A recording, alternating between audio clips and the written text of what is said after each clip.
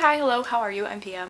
February is the shortest month, but do I have lofty goals? Of course I do. I don't have like a good like historical frame of reference to say like I typically read X amount in February, but I'm gonna guess that it's gonna be less than I read in January. January I had the advantage of like having a little bit of winter break still in there, but spring semester is in full swing. I only have like one long weekend. If I'm going to keep up my Goodreads goal, I think I have to read like 16 books a month, which is not like saying I have to. Reading is a fun thing. It's just a challenge. I do, however, have 2 month-long videos I'm going to be doing this month. A couple book clubs I'm participating in, a couple other fun things that I just plan on reading. The first book I have, but I don't have here with me because it's coming in the mail, is Alone with You in the Ether. This is Katie Colson's Smut Salon book club pick for the month of February, and I'm actually going to be co-hosting the live show with Katie and another one of her Patreon patrons.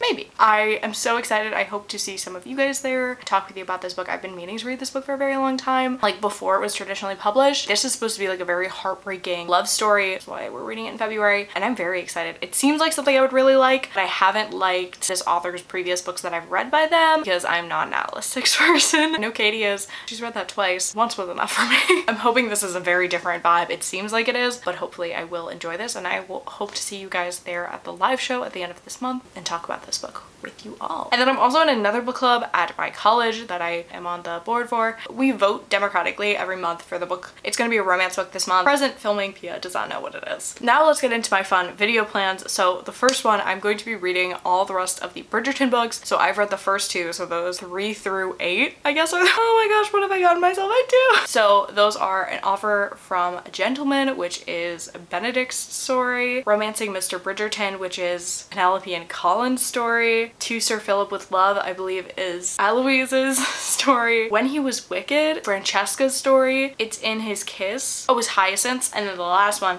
is Gregory's story, which is On the Way to the Wedding. So I'm gonna be reading the rest of these Bridgerton books because I love Bridgerton. Just kind of want to finish a series. I thought this would be a really fun one to vlog and do a video for. I have read the first 2 books, like I said, and I had kind of like a mixed experience reading them. Like the first one I didn't really like, but the second one I really did enjoy. You shall see. I hope you guys stay tuned for that vlog. And then my other video that I'm going to be doing is part of the Boston Public Library's reading challenge, which is to read a book from every continent. I have actually been wanting to do this for a while, so I'm really excited that they are hosting this little thing. So let me go through the full list for you. So first we have My Sister the Serial Killer. I have had this on my radar for years, and I don't know why I haven't read it yet. I think because like I saw some stuff about it like years ago, and then I just completely fell off my radar, but I'm so excited to read this. It's about a woman whose sister is a serial killer, and she's like dating this new guy, but she likes the new guy, so she's like, oh my god, what is, like, I have to like save him from getting murdered. Crazy.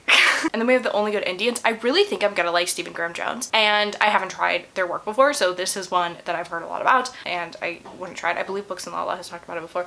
If you hear noises, welcome to my apartment. There's noises all the time. And then we have The Memory Police. This was actually recommended to me by a subscriber, I think. No, it wasn't. Damn it! I'm getting it confused with a different book. Fuck. Memory Police was another book I saw around a little bit. It's pretty much like kind of self-explanatory, like Memory Police, basically, that are like erasing these words / ideas from people's minds. Like there are birds, but like you don't know what a bird is, so you're just like, what is that?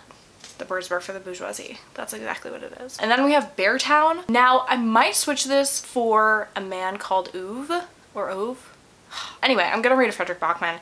I think I'm gonna go with Beartown, but I'm not sure. Like it is very like dark and heavy, and that is kind of his vibe. I read Anxious People last year. It was one of my favorite books of last year, and I really would like to read more of his work, so that's why that's on there. As Long as the Lemon Tree Grows, and then the last one in this challenge. This one I believe is from Australia or New Zealand. I can't remember. This is Gideon the Ninth. I don't know if I'm gonna like this book, to be very honest with you, but it's all about, you know, trying new things and getting outside of my comfort zone. I don't even know. Like it kind of looks scary. It looks a little scary. I think it's about an assassin, which like gives me Throne of Glass, and I didn't like that.